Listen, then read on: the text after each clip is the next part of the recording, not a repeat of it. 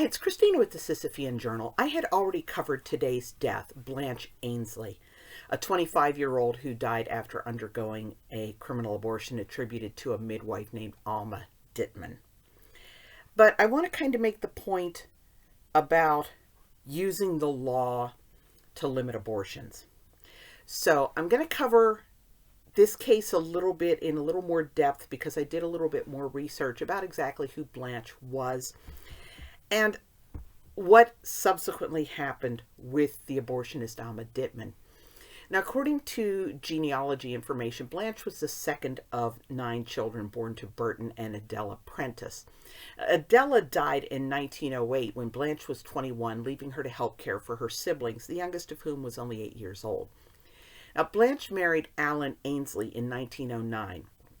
There aren't any children listed in genealogy sources, and according to the 1910 census, Blanche was a dressmaker and Alan was a salesman in a general store, and his brother, who was a salesman in a novelty store, lived with the couple.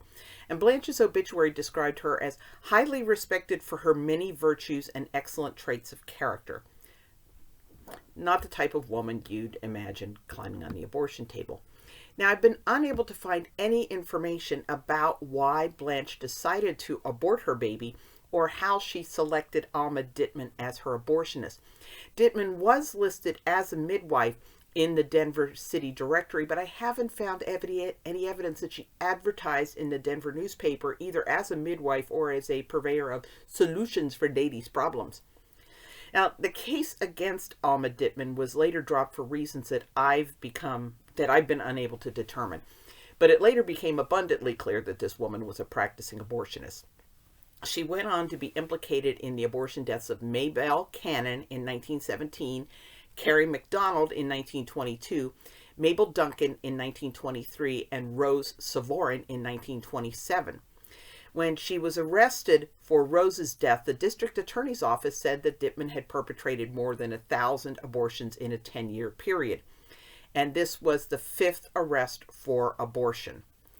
And in all the previous cases, they said she'd been released on technicalities. And the point I kind of want to make here is, first of all, there was news coverage of these abortion deaths. The fact that Alma Dittman was an abortionist who had had patients die was no mystery. And the prosecution, I don't know why the cases were thrown out. Again, was it that there really wasn't enough evidence? Was it that they just didn't have the will to really go after her? I don't know. But from 1917 to 1927, a 10-year period, 4 women's deaths, when she'd had another one die in 1912, we're really not looking at abortion being criminal as sufficient to keep these abortionists out of practice. Really, first of all, we need a major cultural change. You need for women to not feel like abortion is the solution to their problems. And I know that the pro-lifers offer resources to women, abundant resources. There is never any reason that a woman has no choice but to abort. But the abortion lobby, of course, demonizes pro-lifers. They say, well, you vote against all these welfare laws. Well, nobody who's on welfare wants to be having babies unless she's having babies to increase her welfare payments. Individual help, one-on-one, is what helps these women. So just counting on criminalization to do it isn't going to be enough. You need to also change the culture.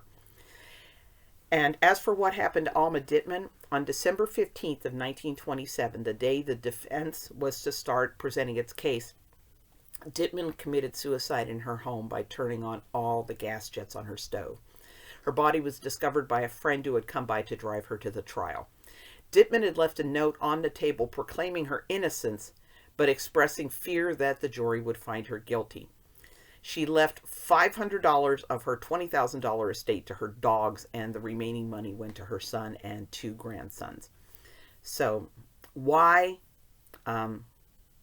Alma Dittman decided to become an abortionist? Did she find it was a faster way of making money than delivering babies? Did she really think that she was helping women? Again, I don't know any of that. I don't know why Blanche did what she did. The important thing to remember is criminalization alone isn't enough to stop these abortionists. And it's not enough to stop women from thinking abortion is a solution to their problems.